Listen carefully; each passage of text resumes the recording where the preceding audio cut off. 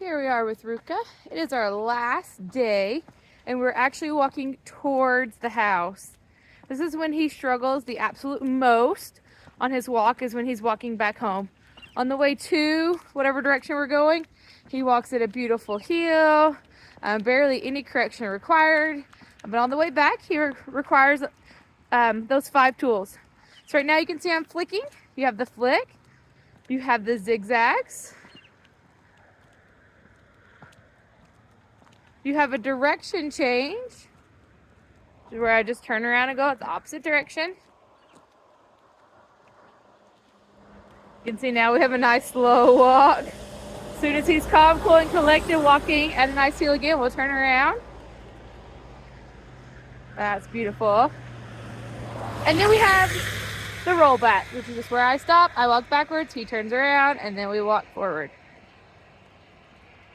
My final tool is putting that bum down, where we stop, lift up the weight of an apple, wait for him to put his bum down, stand at a nice heel position, and release the pressure. If there's any pressure on this leash at all, we must use one of the 5 tools. Our goal is to teach Ruca to walk at a nice heel no matter what. Right now, because he is still so young, we're working on just having him walk at a loose leash with little to no distractions. He can't handle yet the passing of a person with a dog. He's better about a dog behind a fence. We've almost conquered that point, but we're still working on that one. Anyways, he's getting better and better. He's young. It's going to take maturity for him to get a lot of this. So it's important to understand how to use and when to use those 5 tools and why we use them. Anytime there's pressure on this leash, we have to use one of the 5 tools so that there is no pressure on the leash. We have to make sure our hand is slightly behind us by our back pocket. See my hand back here? And the leash is short but loose. He should be able to walk at a nice heel right beside me and it be nice and loose. As soon as he gets ahead of me, right there, I can feel pressure on the leash. So I'll give one of those 5 tools to get him to go back to that nice heel. See the pressure? So that's why that hand placement is so important. The first step is Ruca feels the pressure and I correct him. The next step is Ruca feels the pressure and he corrects himself. After that, he gets to where he no longer hits the pressure because he knows where he's supposed to stay at. Those 3 steps are important. He's going to spend a lot of time, again, because he's so young, in that first step where there's pressure and I correct him. But if we don't correct him at that pressure, and if we have our leash too long and he can't learn how to walk at this heel and see me out of the corner of his eye and pay attention, he won't know if he's 10 feet in front of me or 2 inches in front of me. So it is very important that leash placement, that you have the leash placement correctly. Short, loose leash, arm straight down, slightly behind you, so he's walking right beside you and he can see you out of the corner of his eye to know that he's walking at that nice heel.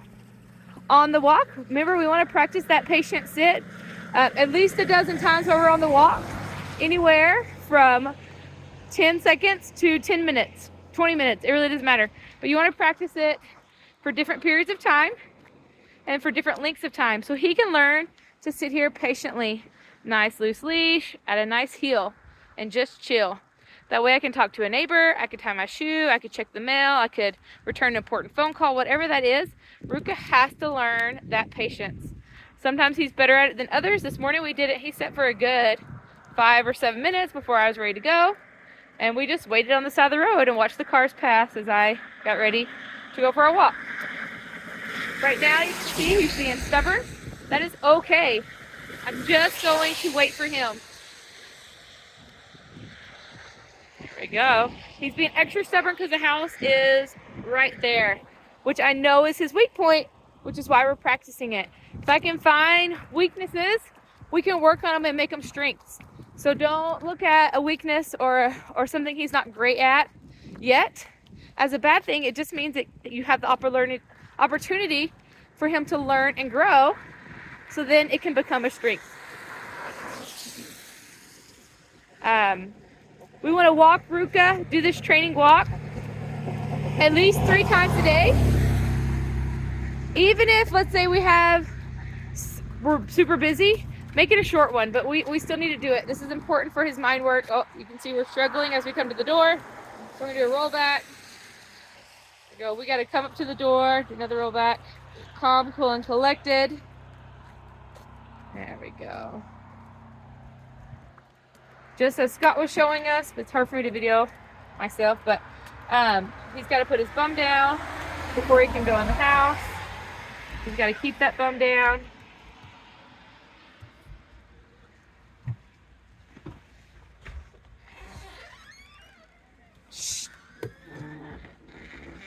Gonna try that again because he moved his bum up before I welcomed him into the home.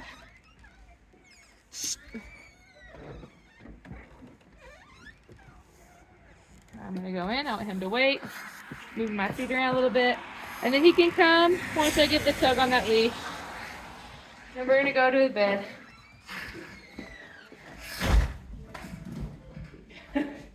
We're gonna take off his nose piece, and now we're gonna practice some bed work. You can see he's eating some breakfast. I haven't taken the leash off yet.